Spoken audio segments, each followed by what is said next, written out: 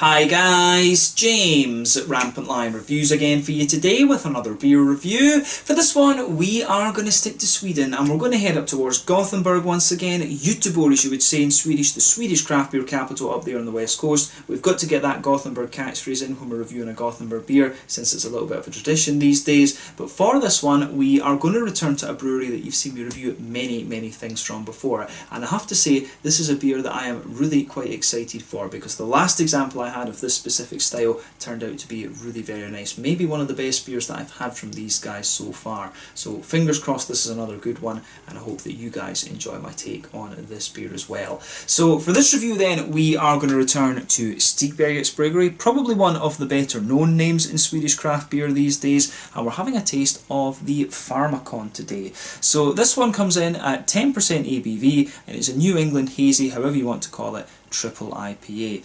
So yeah, this beer was released as part of the Tillfälligt temporary assortment through Systembolaget in Sweden on the 24th of November 2020, and I believe that this beer is actually the successor to the Chronic, which I reviewed maybe a little bit over a month ago, and that beer was just a monster. That was a triple IPA with, you know, Mosaic and Citra in it. Very classic kind of lineup. This beer of course does have a slightly different hop combination in it, and we will talk about that a little bit later in the video. But when I saw this one was being released, I thought, you know, I really just have to have a go at this one. Stigbergets Bryggeri of course are very well known for these big hazy New England IPAs, notably the Amazing Haze and what is now called the new and improved GBG Beer Week. That was based on the original GBG Beer Week beer for 2016. So those are the two that I would highly recommend you check out, and Stigbergets of course is a very good place to start when it comes to Swedish craft beer if that's what you're interested in. So yeah, this is one of the breweries that I always look out for, and when they're releasing new beers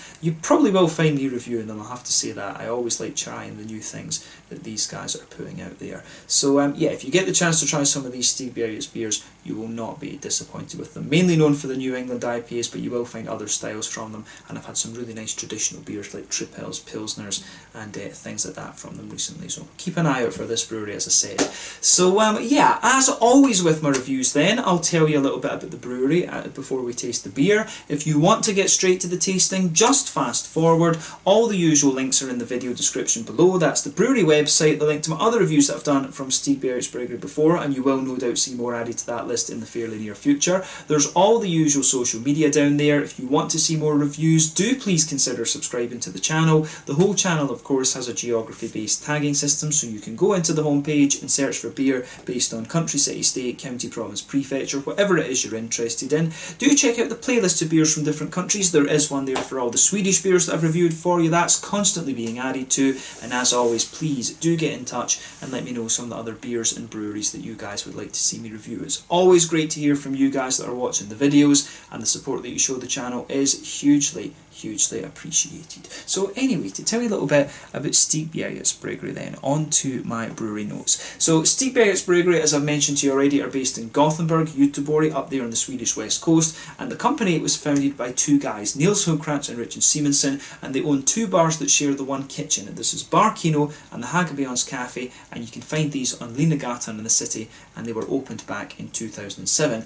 This building is actually an independent cinema, and if you check out my Out and About video that I did maybe about a year ago, go into the Out and About playlist and you'll find it. You can have a proper look at the building there. It's really quite nice actually. The Bar Kino is in the basement and the Hagabions Cafe is in the kind of atrium, and these are kind of the unofficial tap rooms of both Stigbergets Bryggeri and OO Brewing in Gothenburg, and it's definitely worth checking out actually. The next time I go up there I will see about watching a film or something like that, and hopefully I can spend a little bit more time in the Hagabions Cafe, because the last time I was there I did stay in the Bar Kino, but it's definitely worth going to visit actually.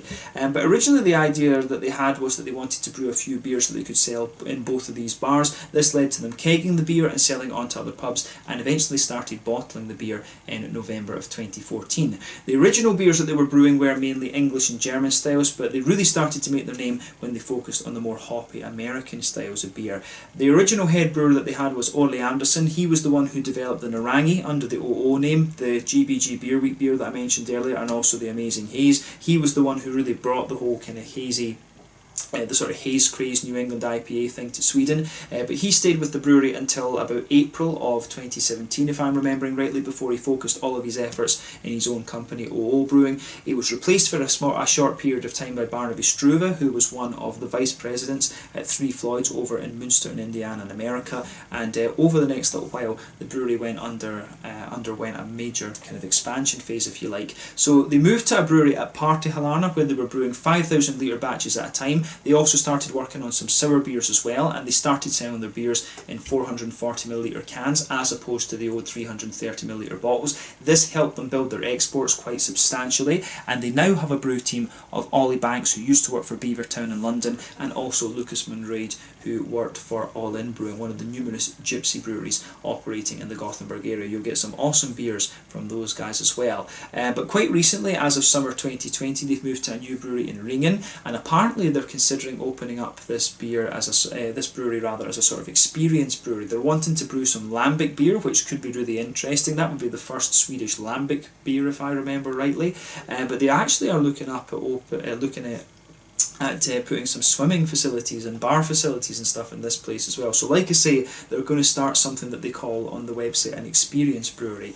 They opened up a bar in Stockholm earlier in 2020, I believe that was in April that opened up, so there is a Stigbergets tap room up there, and they've also opened up their own folköl shop in Gothenburg as well. For those of you who don't know, they're maybe watching abroad, in Sweden anything that is above 3.5% alcohol has to be sold in Systembolaget. Anything below 3.5% ABV can be sold in the supermarkets, and it is possible to have to have a little beer shop, if you like, as long as the beers that you're selling are under 3.5%. So yeah, quite cool that Stigbergets have opened up their own little shop. I need to have a look at that the next time I make it up to Gothenburg. That's a trip that I definitely need to make fairly soon, because there's a lot of interesting things going on up there. But as of November 2020, when I'm filming this review for you, Stigbergets Bryggeri have produced around 85 different kinds of beer, and that of course is going to continue to rise over the next little while. But yeah, that's all I can really tell you about Stigbergets Bryggeri for the moment. If you want to learn more about these guys, you can check out the brewery website. You can follow them on Facebook and Instagram to keep up to date with all the latest goings on, and you can of course check out the Rate Beer, Untappd and Beer Advocate pages to learn more about all of the different beers that these guys have done. So yeah, let's get on and actually have a taste of this beer then. I'm very, very curious about this one, as I mentioned earlier. So as you can see, the artwork on this one is quite similar to what we had from the Chronic maybe 6 weeks, a month or so ago. I honestly can't remember exactly when I reviewed that beer, except the hop flower on this one is red rather than green. So yeah, this one I think should be very interesting. There you can see the data on the back of it there, Farmakon. I'm not sure how well that is going to show up on the camera there, just because of the colour of the can. But yeah, lovely artwork on this one. Does look a little bit kind of neon and almost... Yeah, I actually never know how to describe these art styles. You know, my friend Peter over at the Clueless Drinker, he's a lot more artistically literate than me. He's into all of this kind of thing. But as you can see, it's a lovely black top can, this one. I think I paid about 60 Swedish kronor for this one, maybe 65, but when it's a 10% triple IPA, I think that is a pretty good price. You know, 65 kronor is about £5 British, you know, £5.50. It's about, you know, €6.50, something like that. I guess maybe about $7 for the can. So yeah, pretty good price for this one, I have to say. This beer was available a few weeks ago through Glassbanken and things, but as I said, the release date through Systembolaget was the 24th of November 2020. So the hops in this one are Galaxy, which we know, Australian hop, about 14% alpha acid, lots of lovely kind of pungent tropical fruit from that. It's got Simcoe in it as well, which you know is a lighter, more kind of soft, creamy tropical fruit, and it's also got Brew 1 in it, which is an American hop. That gives you usually about 14% alpha acid as well, and that one, if I remember rightly, is known mainly for its pineapple qualities. I've had a few beers with Brew 1 in it, but not all that many. So yeah, I think this one should be a really nice kind of tropical leaning triple IPA, this one. So without further ado, let's get this guy out and we'll get on with the tasting. I'm very, very curious to see what this beer has in store for us. So yeah, this one I think should be a little bit of a beast. If it's anything like the Chronic was, then I think we are in for a little bit of a treat with this one. So yeah, that's about 2/3 of the beer, 3/4 in the glass, and we'll stick the rest of it in a little bit later on.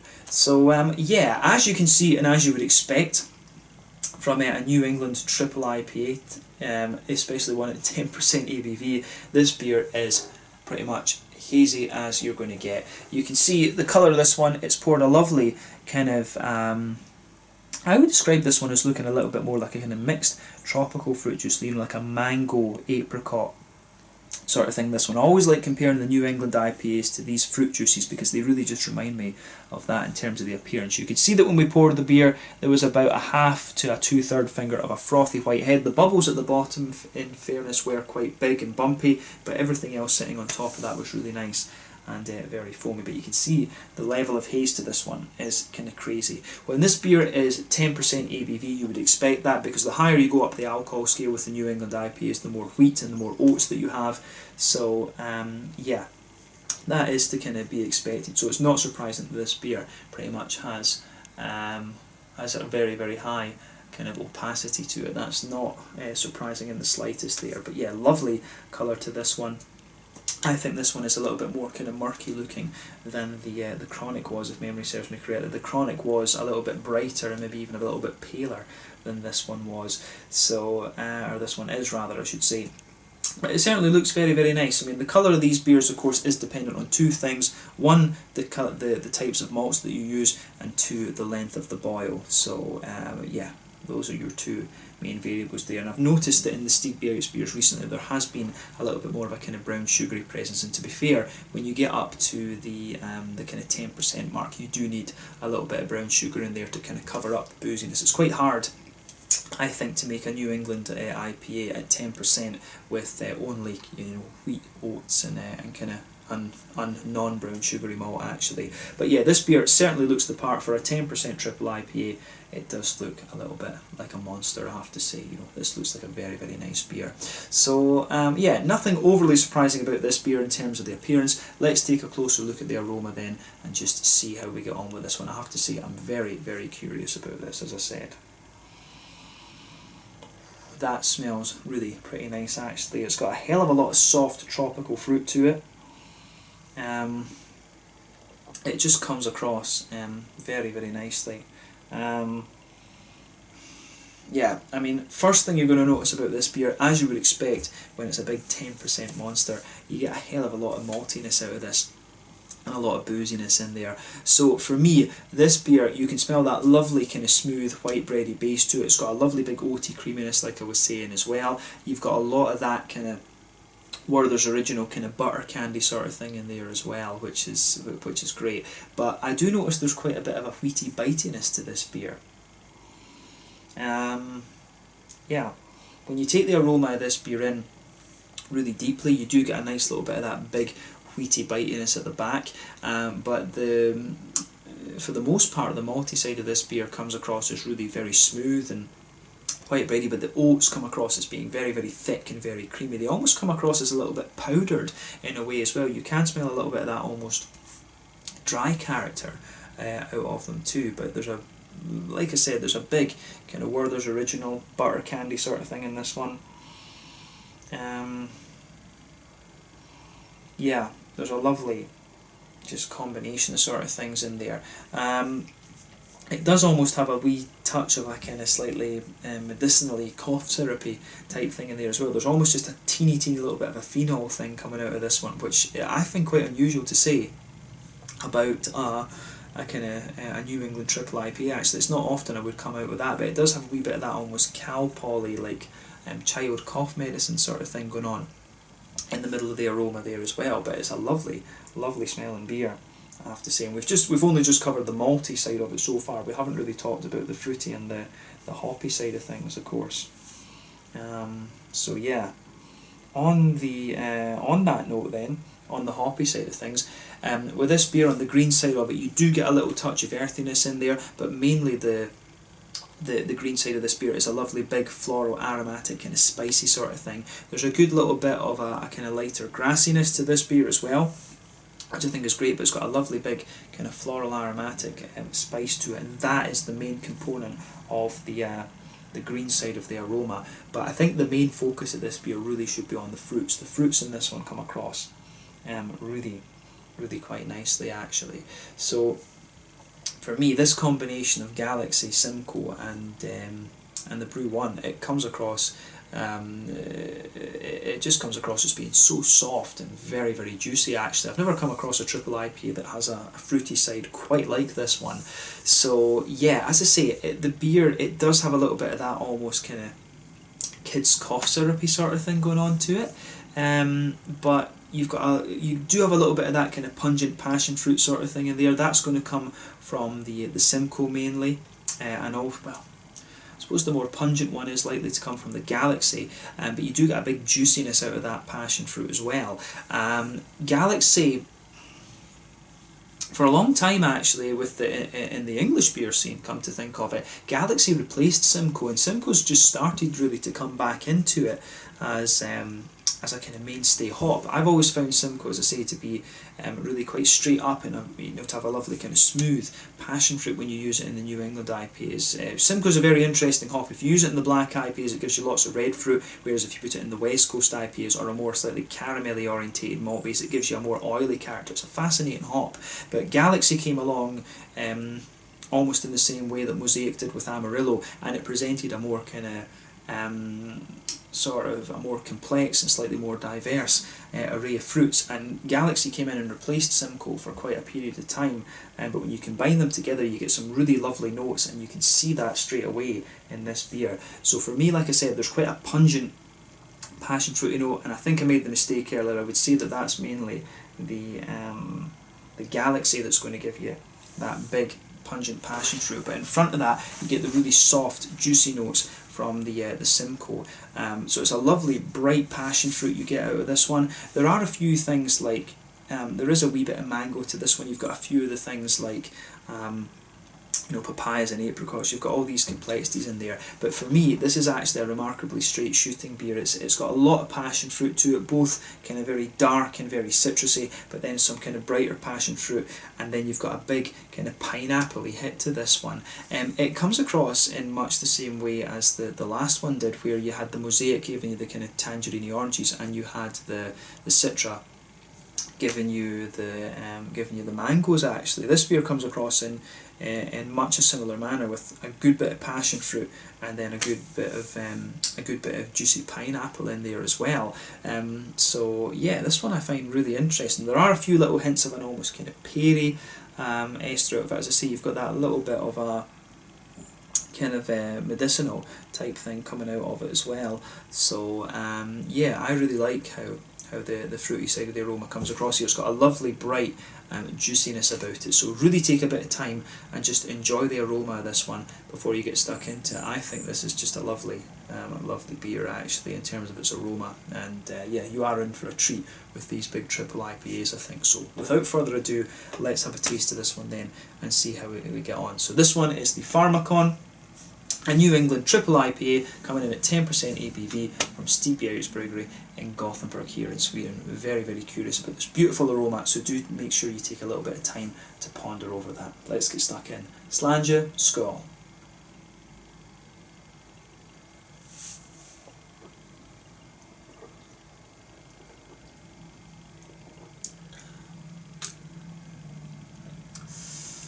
Yeah.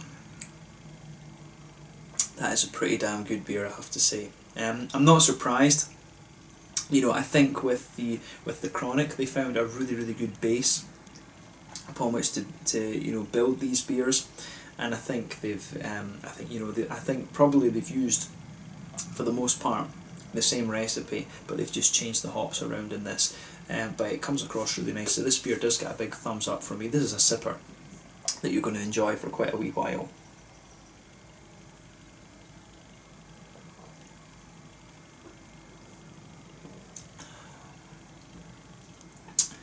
But yeah, I really like how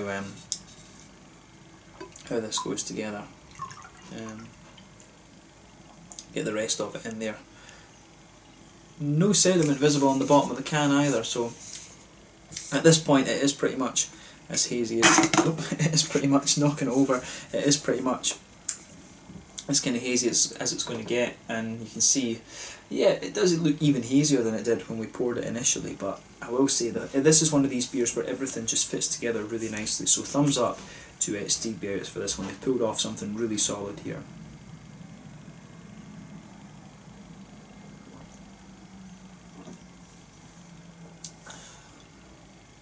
So yeah, where to start with this one then? Straight away with this beer, you can feel that nice kind of smooth base to this one. Actually, it's got a lovely kind of wheaty, white bready sort of base to the beer. If you go, the wheat for me actually spreads quite fairly far forward on this one, but if you go towards the back third of your palate, you can feel that the wheat really is the kind of base of this beer, and it does give you a little bit of bitiness actually, which is very nice. So yeah, it's interesting, this one. I think this beer strikes me as being a little bit more oily than the Chronic was actually. So maybe they have changed the malt base a little bit in this, but it's equally as good. I really think it's equally as good. It's just a different fruity profile that you get out of this one.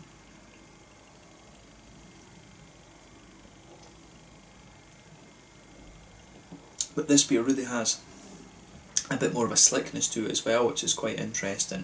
So yeah, like I say, back third of your palate, you can feel that nice kind of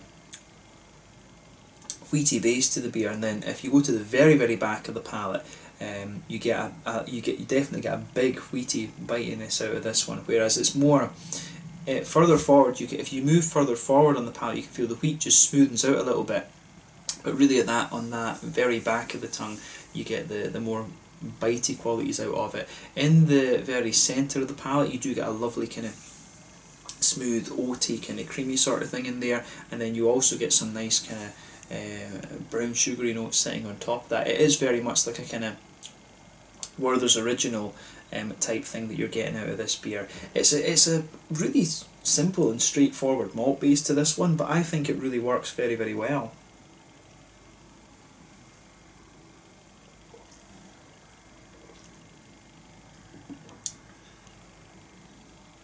Yeah, it's got a lovely, lovely composition to it there, and as you go further into the aftertaste, you can feel that it almost comes across as having a little bit of a kind of powdered, oaty sort of thing to it. You can really feel in the middle of your palate some of it does have a wee, the oats just start to dry out a little bit, and you get more of a kind of powdery thing out of it. But it might be the wheat. As I said, this beer, the backbone of this beer, and I think in fairness the wheat goes forward into the middle third of your palate as well. The very backbone of the beer in the middle third and the back through your palate is that kind of nice bitey wheat, but the wheat definitely gets a lot more bitey towards the back third of your palate. And as you move further forward, like I say, it smoothens out a little bit in the middle third of your palate. On top of that, you get that nice kind of smooth oaty sort of thing, and that dries out the further you go into the aftertaste. Very centre of your palate, nice kind of big thick Werther's Original notes in it, and that covers up the kind of boozy side of this beer. Other than that, I actually don't think there's so much to say about the malt base of this beer. It strikes me as being a little bit more kind of straight shooting than the Chronic was, and almost a little bit more kind of slick as well, come to think of it. So yeah, that's a really interesting point to make about this beer. But yeah, on the malty side of things, it definitely gets a big thumbs up from me. So let's look at the hoppy side of it now.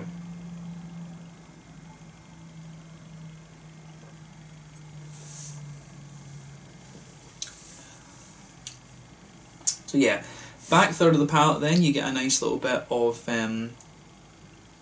you do get a nice wee bit of earthiness out of the beer, but not too much. As you move further forward along the side of the palate, it's got a hell of a it does have a hell of a spicy bitterness to it, this beer. It almost is a little bit dank as well, and I remember that Galaxy can really give you a hell of a dankness actually in some of these cases, so it's really nice in that sense. This beer really has a big no, I don't know if I would quite describe it as I think it does in fairness have a little bit of pininess to it. I think there is a good bit of piney resin in there, but it really has a real kind of dankness there, but you get some really nice kind of floral aromatic spice to this beer on the front corners of the palate, and then as you go round the very front curve of the tongue, it's just a little bit lighter and more grassy, which I very much like as well. But on the front third of your palate, that's where you get the nice kind of big fruity esters coming out of this beer, and I think this one, it does have, again, quite a bit of a bite to it, I have to say.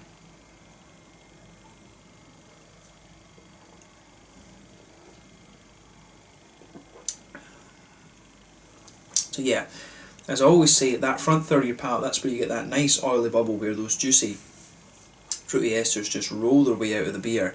And for me, if you go towards the back of that front third of your palate, you've got a really strong passion fruity note out of this one, and that's the Galaxy. The Galaxy's got that really pungent, very citrusy kind of passion fruity note to it, but as you move further forward from that, you can feel it just smoothens out a little bit, and then you start to get the softer Simcoe note out of the beer. But then on the front half of that front third of your tongue, you get, it's not quite oily, I think oily is not the right word for it, but you get that just softer and slightly more juicy pineapple note from the Brew 1 in there. And Galaxy is going to contribute a little bit to that.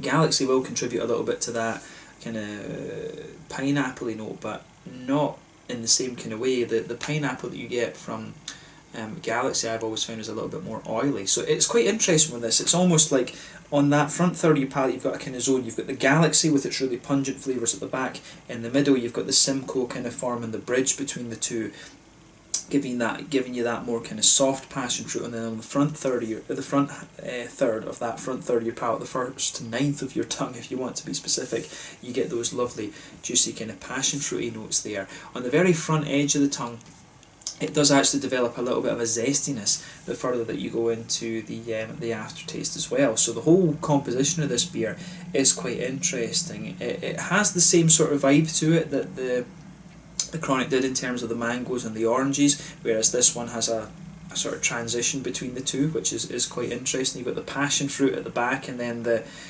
kind of pineapples at the front, and then you've got as I say, the Simcoe kind of forms the buffer between the juiciest of the hops and the kind of most pungent of the hops, actually. So yeah, it's a really interesting perspective you get out of this one, but I think definitely passion fruit all the way and pineapple all the way in this one for me. I think some of the complexities I was picking up in the aroma out of this beer, they don't stand up too much in the actual flavour of the beer. I think overall it's really quite a straight shooter, this one, and I do like the kind of bigger slickness that this beer has, the more prominent slickness that this beer has in terms of its mouthfeel. But it's another beast of a triple IPA from Stigbergets, and I'm curious to see what they put out there in terms of the next one. A more orangey leaning triple IPA could be an interesting one, actually, come to think of it. Maybe a Mosaic and Nelson Sauvin or something like that. That could be an interesting one. We'll see what they do. I'm not sure how often they are planning to release things like this, but it is nice to have them every so often. A 10% triple IPA, of course, is a bit of a kind of beast. This is one that I'm going to sit and sip on for the rest of the night, of course. But yeah, it's a lovely, lovely beer. In terms of the mouthfeel then, and this is where this one gets interesting, as I said, it's most definitely a full-bodied beer. The carbonation is very smooth. It really does have it has a big creaminess to it, but at the same time it's really quite slick, and I actually think this one is slicker than I remember the Chronic being. In terms of its bitterness, I think this has got to be 50 or 60 IBUs, potentially even a little bit more than that. It really has a big dankness to it, this one. And about 60 IBUs, 50 or 60 IBUs for a New England triple sounds right, to be honest with you. A normal one's usually about 30, the doubles are about 40 to 50, and then the triples can be 50 to 60. So yeah, this one does have a little bit more bitterness to it. The malt base, as I said, really quite slick and very smooth. Nice little bit of brown sugar in there, and then you've also got some kind of big juicy fruits in this one. How would we describe the fruits? I'd say the fruits, yeah, they've got a real juiciness to them, to be honest with you. I'd say the fruits are kind of slightly more wet and juicy in this beer. But like I say, it's a beautiful, beautiful beer, this one, and I would highly recommend that you check this one out if you get the chance. So I think we'll leave it at that for this review then. This has been a really interesting one to try. So yeah, this one was the Farmakon, a 10% New England triple IPA with Brew 1, Simcoe and Galaxy in it, from Stigbergets Bryggeri in Gothenburg on the west coast of Sweden. Really interesting beer to review. It's made me think a little bit more about these hops, particularly the Brew 1, but in terms of flavour composition, quite similar to the Chronic for me, but just with a more tropical leaning sort of thing instead of the original orange and mango that we had last time. But yeah, beautiful beer this one, and I look forward to seeing the next triple IPA from Stigbergets Bryggeri. So yeah, let's leave it there.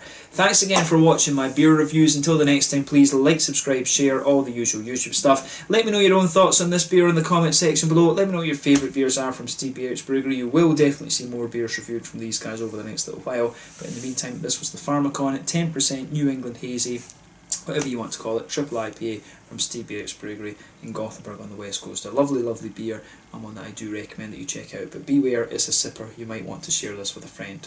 Absolute monster of a beer. Slàinte, skål, cheers, and I'll catch you guys very soon.